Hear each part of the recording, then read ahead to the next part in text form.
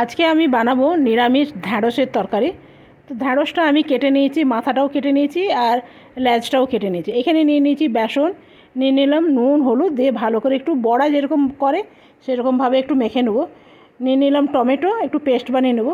আর ভেন্ডিগুলো খুব বেশি লাল লাল করে ভাজবো না, দিয়ে দিলাম নুন আর হলুদ, একটুখানি নেড়ে চেড়েই নামিয়ে নেবো। তো দেখুন এগুলো আমার হয়ে গেছে, এগুলো আমি উঠিয়ে নিলাম। দিয়ে দিলাম সামান্য তেল, এর মধ্যে এরপরে বড়াগুলো দিয়ে দেবো। তো দেখুন সব কটা বড়া দেওয়া হয়ে গেছে, এরপরে পাল্টে দিলাম। এরপরে আমি মশলা নিয়ে নিলাম জিরে আদা বাটা, আর নিয়ে নিলাম বেশি করে একটু টমেটো, বেসনের বাটিটাই করে নিলাম। আর এদিকে বড়াগুলো একদম ডিম যেরকম ভাঙে না সেরকম করে ভেঙে দিলাম, চুরমুর করে দিলাম। দিয়ে দিলাম কড়াইয়ের মধ্যে একটু গোটা জিরে, যে মশলাটা করে রেখেছিলাম সেটা দিয়ে দিলাম নুন হলুদ আর কাশ্মীরি লঙ্কা, আর বড়ার চুরমুরটা এর মধ্যে ঢেলে দিলাম, একটু নাড়াচাড়া করে নামিয়ে দিলাম। রুটি বা ভাতের সাথে খেতে দারুণ লাগবে।